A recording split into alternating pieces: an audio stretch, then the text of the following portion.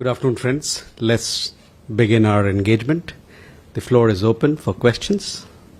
We go start from here then. Huma. So I'm Huma Siddiqui from Stat News Global. I have a question. Do you have any confirmed number of how many Indians have been evacuated from Iran and Israel, and how many are still waiting to be got back? Sahil. Sir, I'm Sahil Pandey from ENI News Agency. I wanted to know about any update on reinstating the High Commissioner to Canada.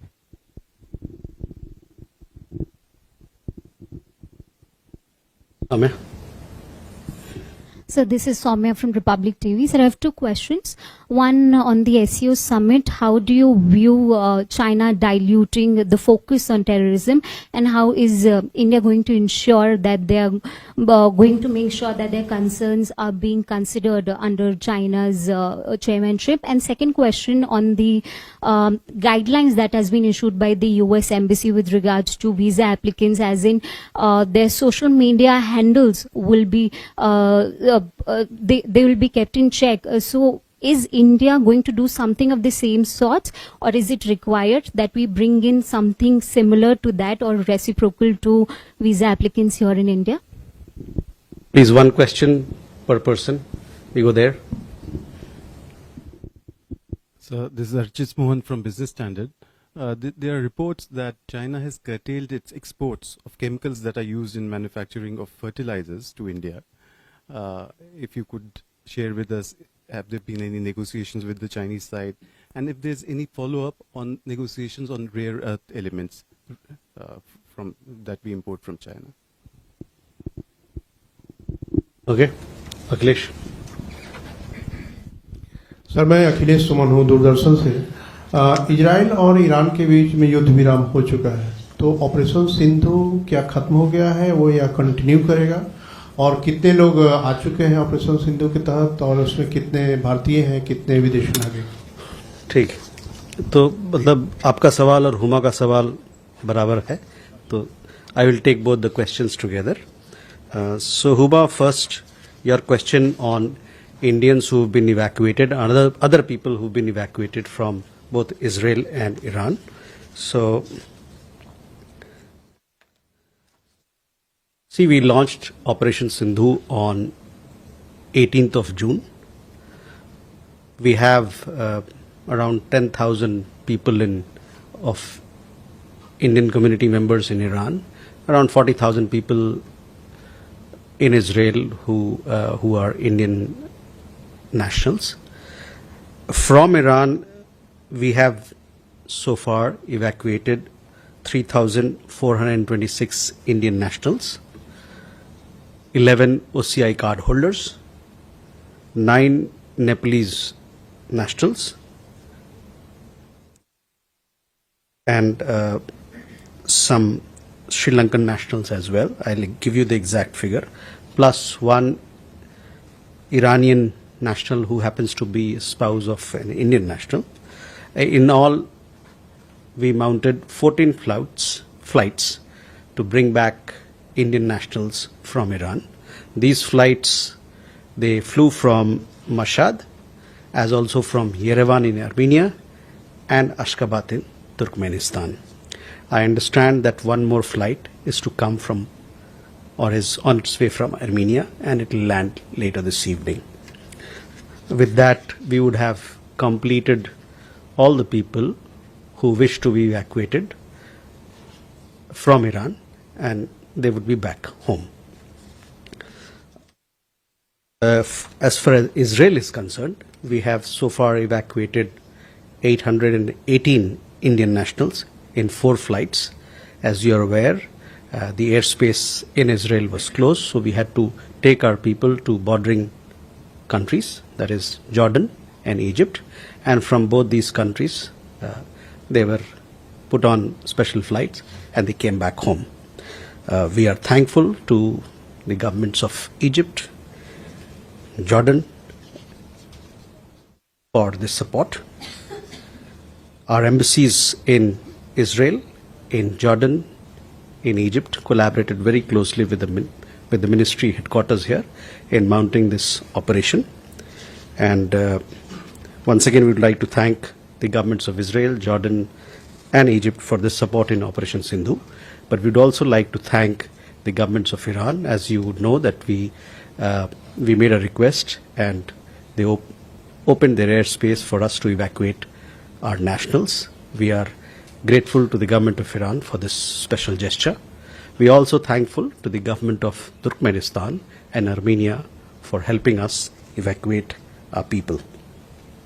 As far as the operation of this Operation Sindhu is concerned, we are assessing the situation on ground, and based on that, we'll take a decision as to whether we continue with it or not.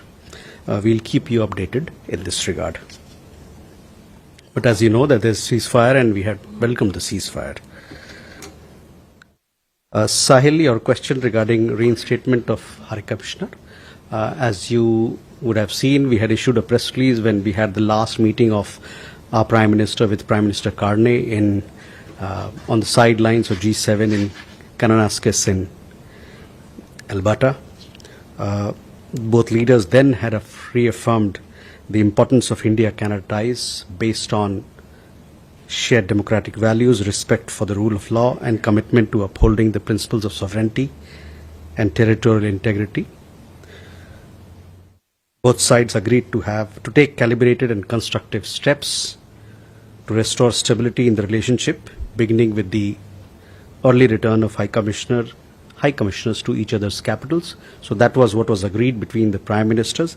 Both sides are now working on this particular matter. Soumya, on a question regarding SCO, we had Raksha Mantri, our Defence Minister, participating in the Defence Ministers meeting of SCO. This meeting happened over 2 days, that is yesterday and today. The Defence Ministers meeting has concluded. I understand that they could not adopt a joint statement. I also understand that certain member countries could not reach consensus on certain issues, and hence the document could not be finalized. On our side, India wanted concerns on terrorism reflected in the document, which was not acceptable to one particular country, and therefore the statement was not adopted. But we had participation of our Raksha Mantri. We issued a press release. The press release is very instructive in how we look at the threat of terrorism.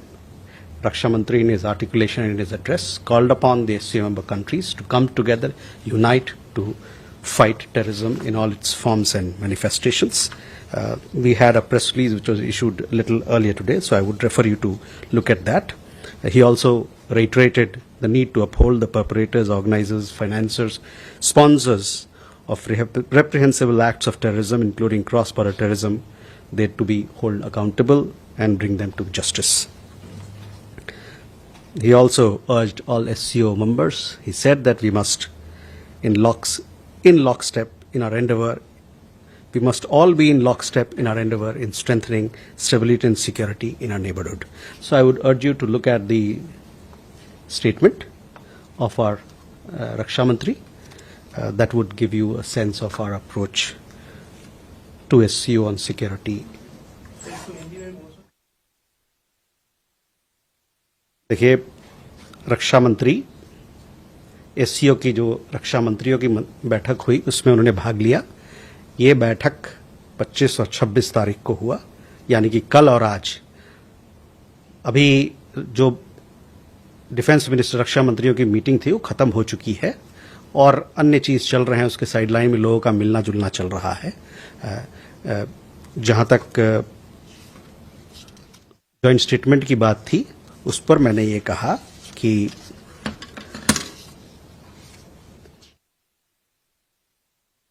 कुछ जो सदस्य लोग हैं SCO के, वो इस बात पर उनकी सहमति नहीं बनी कुछ मुद्दों पर, और इसलिए वो जॉइंट स्टेटमेंट अपनाया नहीं गया.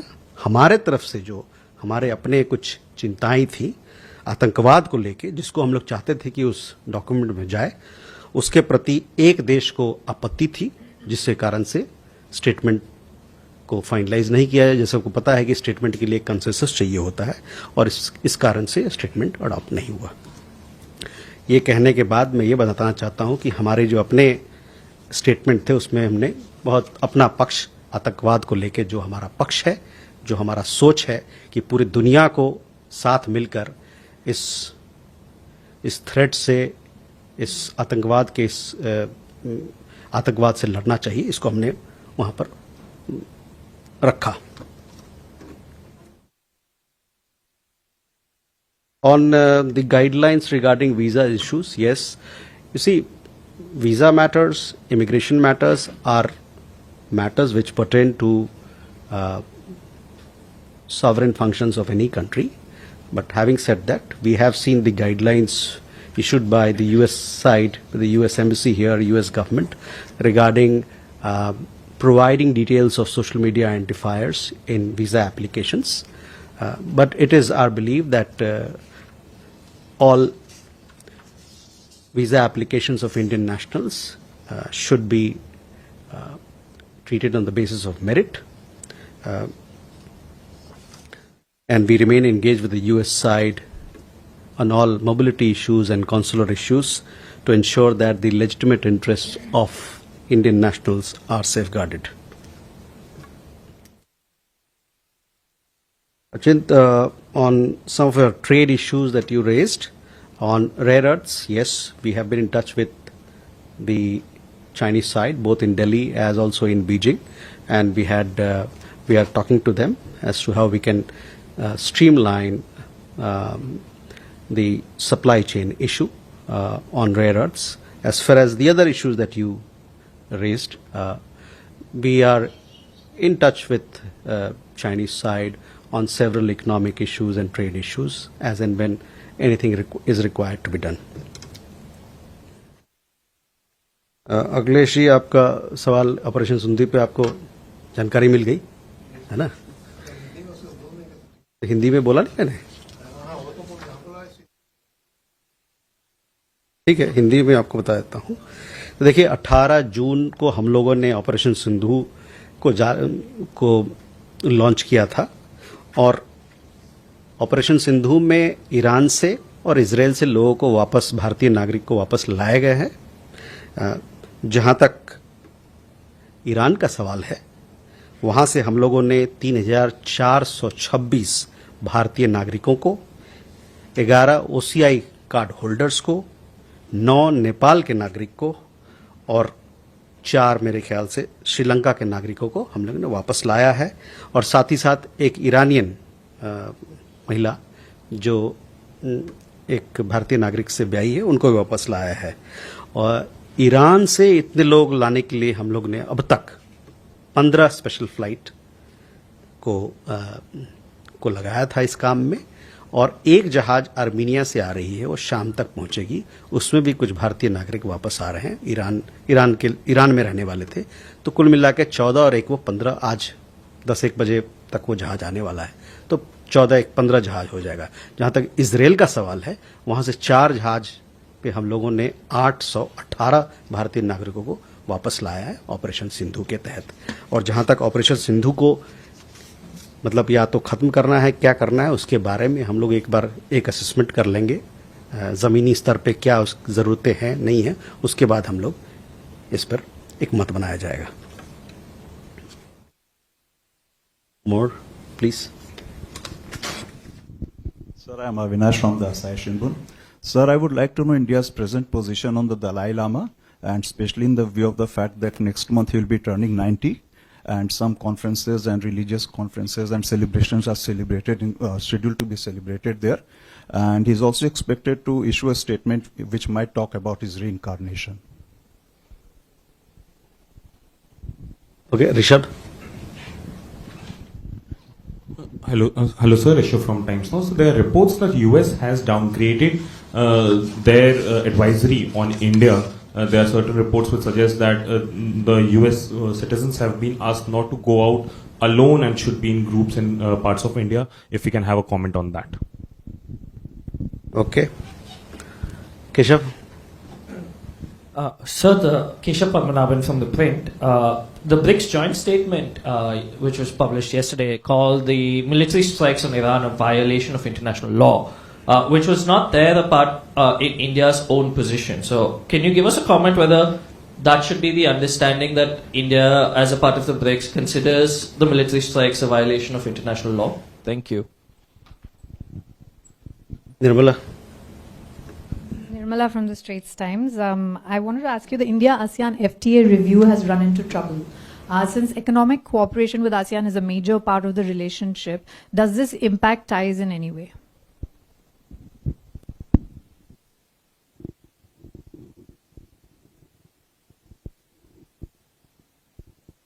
Ghazali? Yeah, sir, Ghazali from NDTV. We believe that in this 12-day war, Mr. Netanyahu also spoke to Prime Minister Modi. So did Prime Minister express any reservation on the strikes on the nuclear installations in Iran? And what is India's stand on Iran's nuclear enrichment program? Okay, Avinash, first your question on Dalai Lama. So, see, on this particular issue, we have already spoken several times, so I would urge you to refer to what we have said on this particular matter. Rishabh, your question regarding travel advisories. Travel advisories are periodically issued by countries based on their assessment of various factors. We have noted that the United States has also updated the travel advisory for India. This happened, I think, on 16th of June. And thereafter, we have been informed by the U.S. authorities that there has been no change in India's advisory level, which remains at level 2, the same as before. And this, the US's advisory level, travel advisory level for India, has been at level 2 for several years.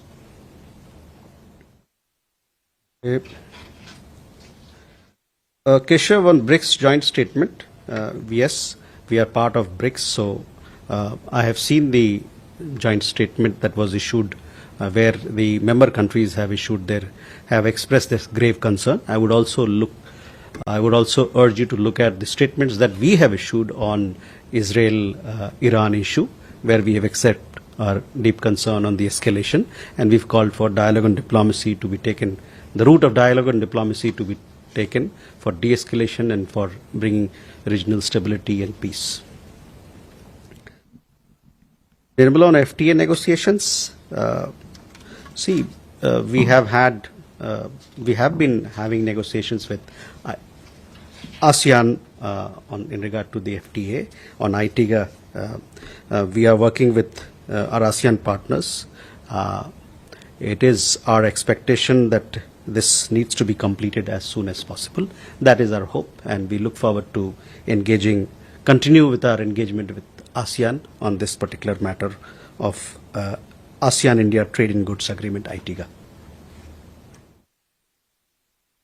Ghazali, Prime Minister's meeting with telephone call between the Prime Minister of Israel and our Prime Minister. Yes, the conversation had happened, and thereafter we also give you a readout as to what transpired during that telephone call. So I would refer you to have a look at that particular document. Samira. Samira from BBC. There is a clear softening between relations between Canada and India. At the same time, there is still the court case that is unfolding with regards to the murder of Harjit Singh Nijjar that happened in Canada last year, and the source of the massive amounts of consternation between the two countries. I'm wondering, now that the court case is going to take place in the next few months, there's going to be a lot of evidence that's going to be put forward. Does it mean that the current softening may erupt again?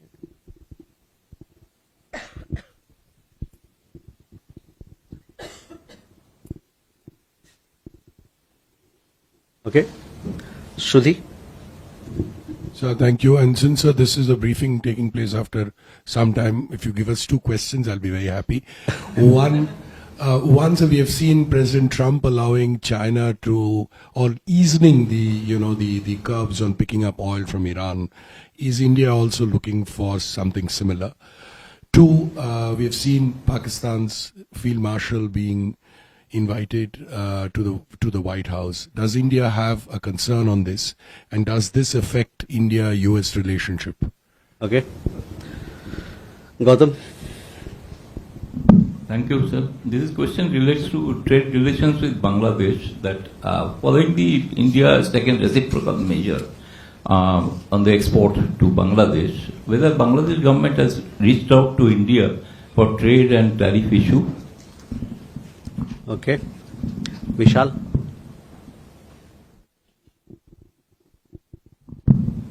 Sir मैं विशाल हूं ABP news से। मेरा सवाल प्रधानमंत्री के आने वाले विदेश दौरों को लेकर है। किन किन देशों का दौरा करने वाले हैं, खासतौर पर ब्राजील में ब्रिक्स को लेकर क्या उसके अलग से रूस के साथ में कोई द्विपक्षीय वार्ता होगी या अन्य देशों के साथ में? Hello. So the Bangladesh Foreign Ministry has held a trilateral meeting with the Chinese and the Pakistani foreign ministries. It's an inaugural trilateral. Do you have a comment on that? Because they have said they share common approach on many multiple issues. Okay. So, Samira, first your questions regarding India-Canada. See, that particular matter is under judicial process right now. So, we'll have to see how it goes. It's a legal issue. As far as India-Canada relations is concerned, you would have seen that, we had the meeting of our Prime Minister. It was a very productive and a positive meeting. And both sides underlined the need to pursue a constructive and balanced partnership. So we are looking forward to strengthening our partnership with Canada in several respects, in the economic side, trade side, energy side, on mobility side, student exchange. We have a lot of business to do with Canada, and we look forward to it.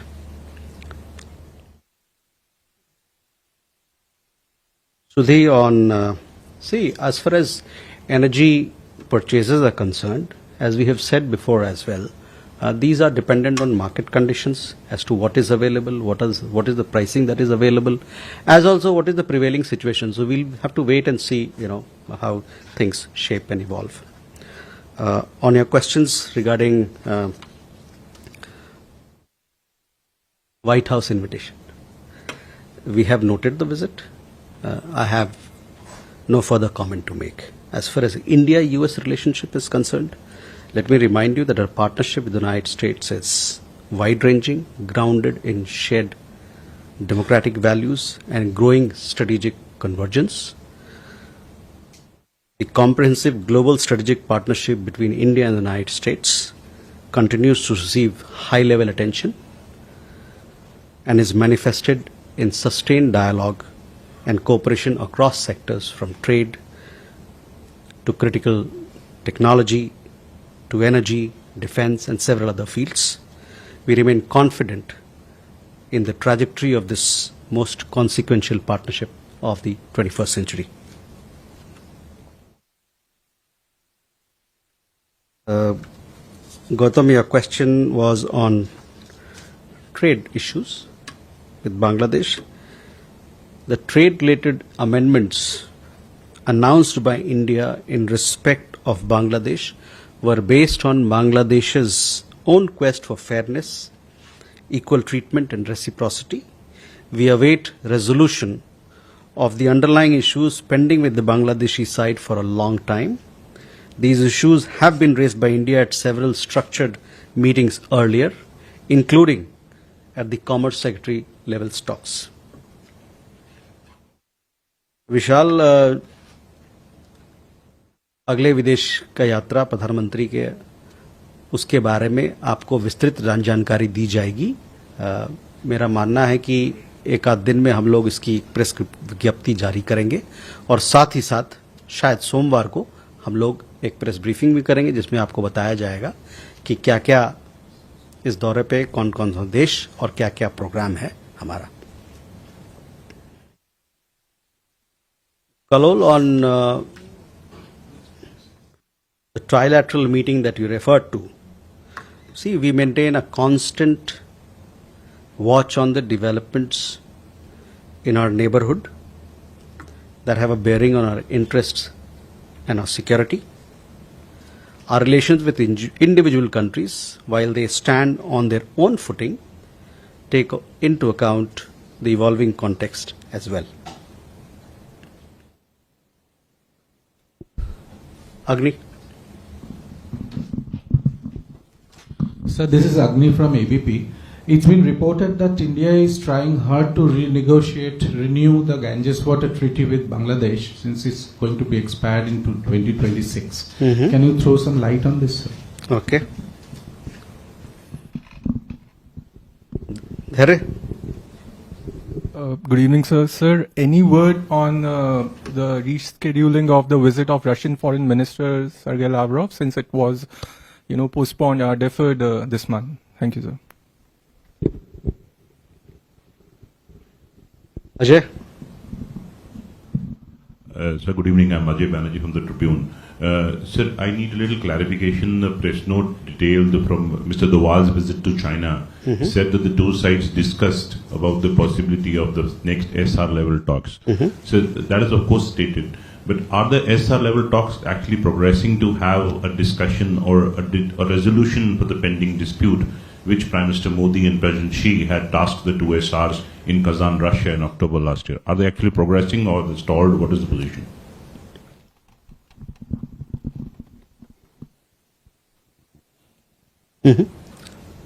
Please.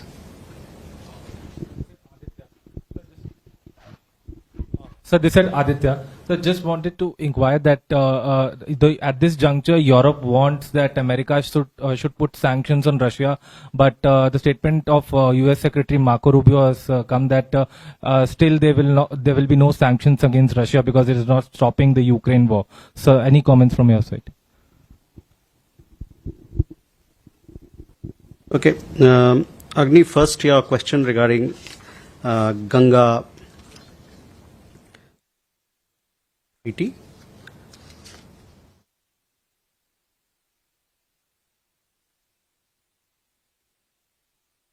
See, both India and Bangladesh, we share 54 rivers, which also includes the Ganga.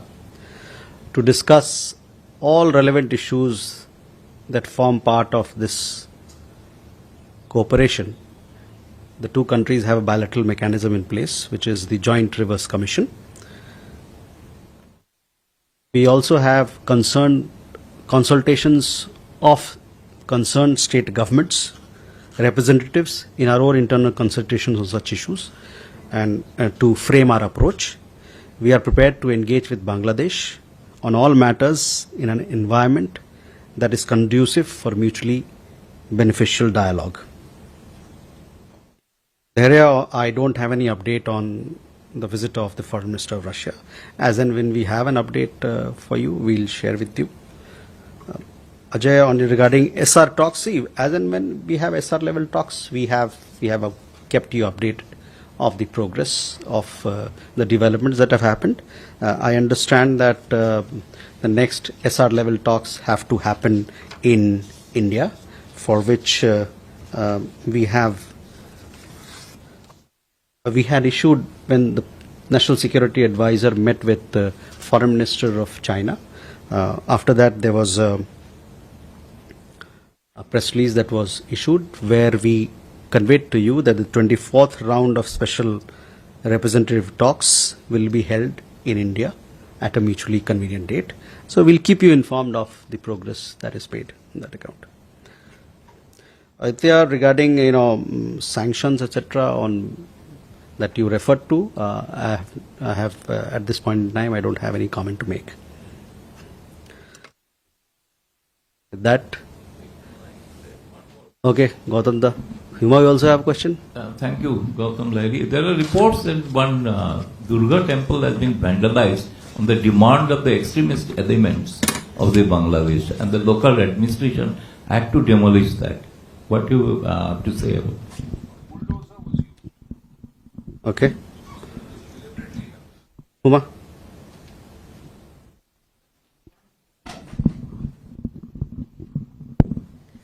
that now that the US has announced lifting of sanctions on Iran, would India be looking at importing crude from there?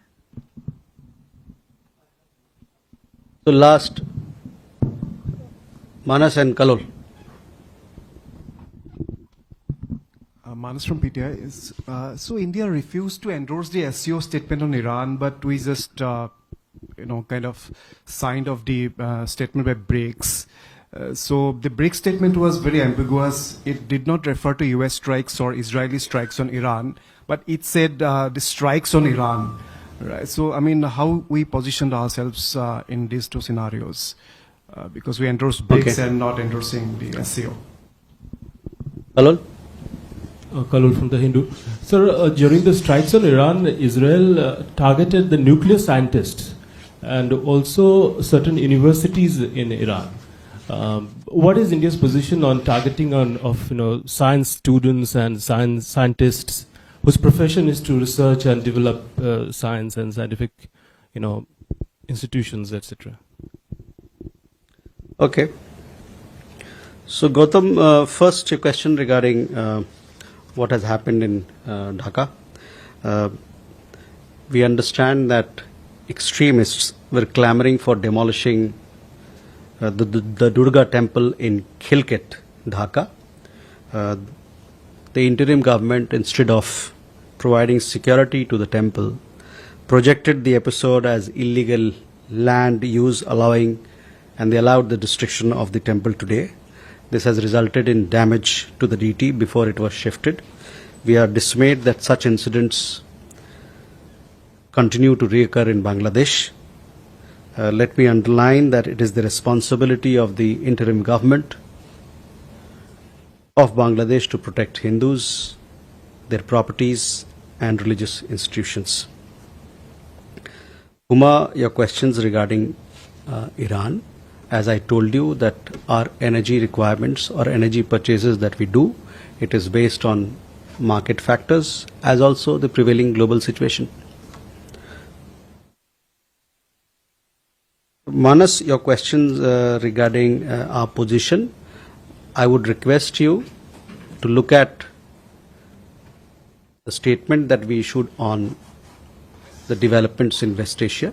That clearly expresses our position that we were deeply concerned, and thereafter we called for de-escalation, also dialogue on diplomacy to be taken, to be adopted for bringing peace and stability in the region. Kalol, again